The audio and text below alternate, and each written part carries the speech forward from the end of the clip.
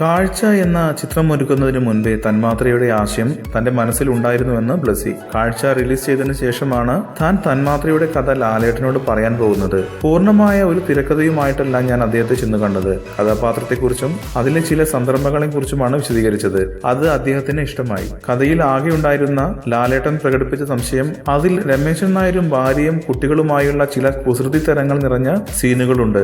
ഏതു വീടുകളിലും അത് നടക്കുന്നതാണ്. അതൊക്കെ അതേപടി ഷൂട്ട് ചെയ്യാൻ സാധിക്കുമോ എന്നായിരുന്നു. തന്മാത്രയുടെ തിരക്കഥ പൂർത്തിയായി കഴിഞ്ഞപ്പോൾ അത് ആദ്യം വായിച്ചത് നിർമ്മാതാവും ലാലേട്ടന്റെ ചില സുഹൃത്തുക്കളുമാണ്. അപ്പോൾ അവർക്ക് സംശയം, ഇതിൽ ലാലേട്ടന് ചെയ്യാൻ ഒന്നുമില്ലല്ലോ. ഞാൻ ആ സമയത്ത് തകർന്നു പോയി എന്ന് ബ്ലസ്സി പറയുന്നു. നരന്റെ ലൊക്കേഷനിലാണ് ഞാൻ തന്മാത്രയുടെ തിരക്കഥയുമായി ലാലേട്ടനെ കാണാൻ പോയത്.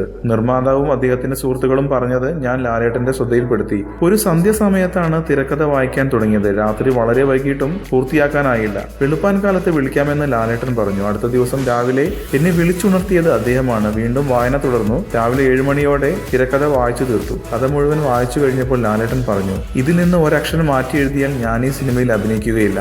കഥ പറയുന്നതിൽ തീരെ ദരിദ്രനാണ് ഞാൻ. എന്റെ ശബ്ദവും അവതരണവും ഒന്നും അതിന് ഒട്ടും യോജിച്ചതല്ല. വളരെ ക്ഷമയോടെ കേട്ടിരുന്നെങ്കിൽ മാത്രമേ കുറച്ചെങ്കിലും മനസ്സിലാക്കാൻ കഴിയൂ. അങ്ങനെയുള്ളപ്പോഴാണ് ഒരു കഥയുടെ ചെറിയ ബീജത്തിൽ നിന്നും വലിയ അത്ഭുതങ്ങൾ ഉണ്ടാക്കാൻ കഴിയുമെന്ന ഉയർന്ന ദർശനത്തിലേക്ക് ലാലേട്ടൻ എത്തിച്ചേർന്നത്, ബ്ലസ്സി പറഞ്ഞു. കൂടുതൽ സിനിമാ വാർത്തകൾക്കും വിശേഷങ്ങൾക്കും ഇപ്പോൾ തന്നെ സബ്സ്ക്രൈബ് ചെയ്യൂ മലയാളം ക്രിയേഷൻസ്.